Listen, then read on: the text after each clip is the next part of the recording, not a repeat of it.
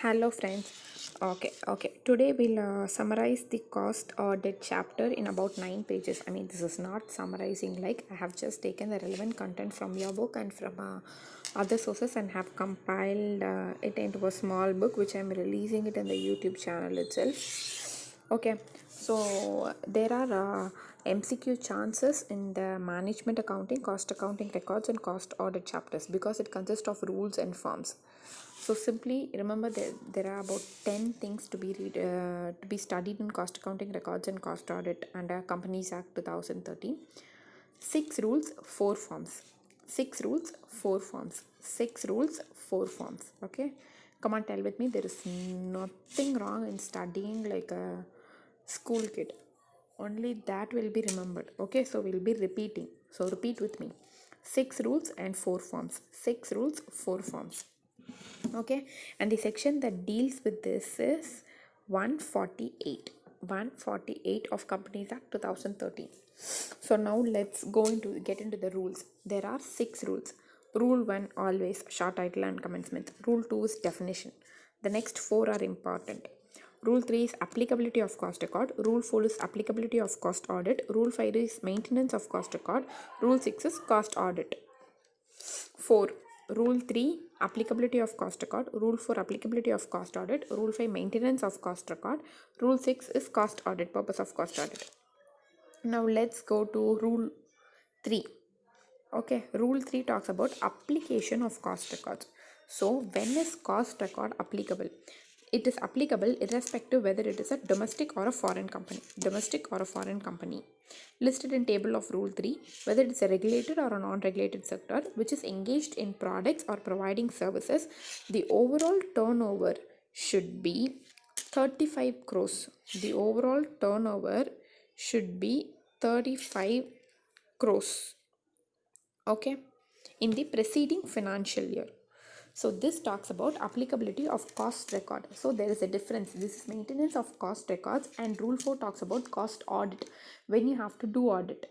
So this is only for cost record. You should not get confused between the two. This is for maintaining, that is for auditing. So maintaining, domestic or foreign company, regulated or non-regulated sector, the overall turnover from the products and services engaged, that is overall turnover from all products, not individual.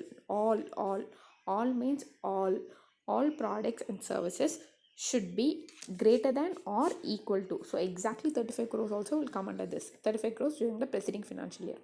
Let's go to Rule 4. Rule 4 talks about regulated sector, non-regulated sector. This is applicability of cost audit. So let's see the tabular column here. For whom it is applicable based on the turnover, regulated, non-regulated sector. So there is a section called regulated, non-regulated, which we will discuss later.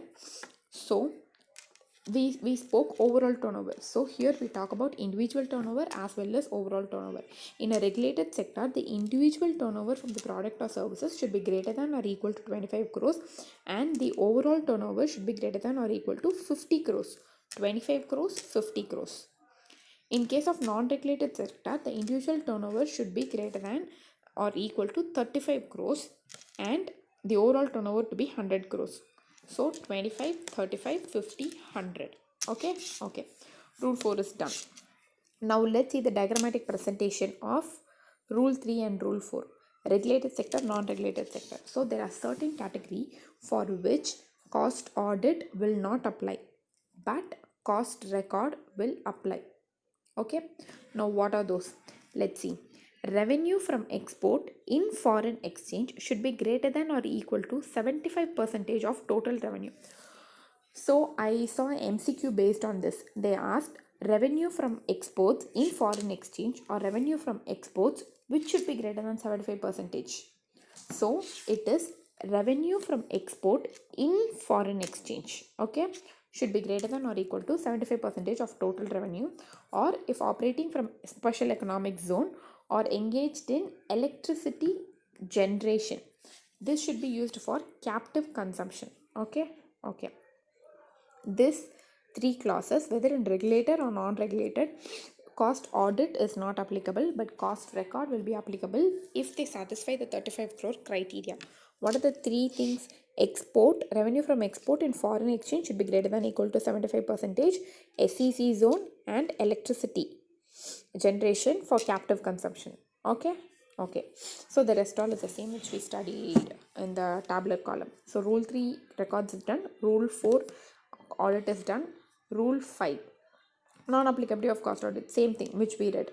So this is in whether it's regulated or non-regulated, if it falls under these three, cost audit is not applicable to them. Rule 5 maintenance of cost records. Okay, so what do you mean by maintenance? This can be maintained on yearly, monthly, quarterly, or half-yearly or annual basis. Okay, that is, it has to facilitate per unit calculation. That's it. Okay, now let's go to forms. No, rule 6 cost audit. Purpose of cost audit. What is it? Cost audit, there is only one set of days, which is 180 days. You have to appoint the cost auditor after the within 180 days of commencement of financial year. You have to complete the report within 180 days of the commencement of the financial year. So everything is 180 days. Okay, so you should appoint him. Okay, the company should inform him about his appointment. It should file a notice of his appointment with the central government in CRA2. Account should be maintained in CRA1. CRA2 is for appointment. It should file a notice for CRA2. That notice should be filed within 30 days of board meeting in which he is appointed, or within a period of 180 days from the commencement of financial year, whichever is earlier. Okay, this is for filing CRA2 time limit. Then after he is appointed, he shall continue his office until the expiry of 180 days from the date of close from the financial year, or till he submits his report. Okay, cost audit. Now 1 is maintenance, 2 is appointment, CRA3 is cost audit report. Okay, then the cost auditor shall submit report same within 180 days of the closure of the financial year. He should submit the report in e-form within 30 days of the company. So this is first cost auditor should submit in CRA3, company should submit it to the central government in CRA4. CRA1 is maintenance, CRA2 is appointment, CRA3 is report from cost auditor to company, CRA4 is report from company to government. Okay, now all the 4 forms are done, 6 rules are done. Now let's see what is regulated and non-regulated sector. So non-regulated sector is huge. So what we have to do is we can read regulated sector, the remaining is non-regulated sector. Okay, so regulated is telecommunication, second is electricity, transmission electricity, third is petroleum, fourth is drug, fifth is fertilizers, sixth is sugar. Okay, telecommunication, so phone call, electricity, you need current, electricity, petroleum products, drugs, fertilizers, sugar and industrial alcoholic. The remaining is non-regulated. I think there is one change. The port services and aeronautical have been transferred to regulated sector. Okay, I think there is a change in that. I'll confirm the same. Okay, so this is regulated, non-regulated.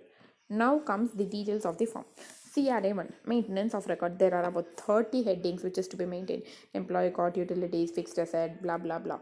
CRA2, this is for appointment. What details should it contain?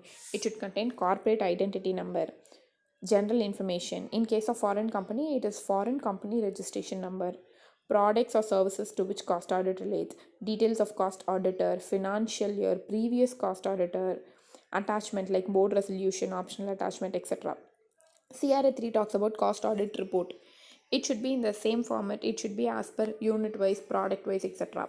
And there is annexed the cost audit report, which consists of 4 parts. Part A is for general information, part B is for manufacturing, part C is for service, part 4 is again for profitability and all those things. You can have a look at it.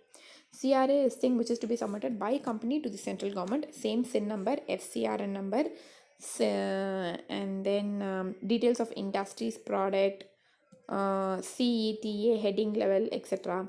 Details of industry level not covered and which is covered, details of cost auditor appointed, observation. And important point, important for a MCQ, is the attachment should be made in XBRL. What is XBRL? Extensible Business Reporting Language. Okay, the form which is to be submitted from company to central government should be in XBRL format. Okay, so that's all. These are the cost audit things. So you can just do this and try MCQs. This will do more than sufficient. Thank you.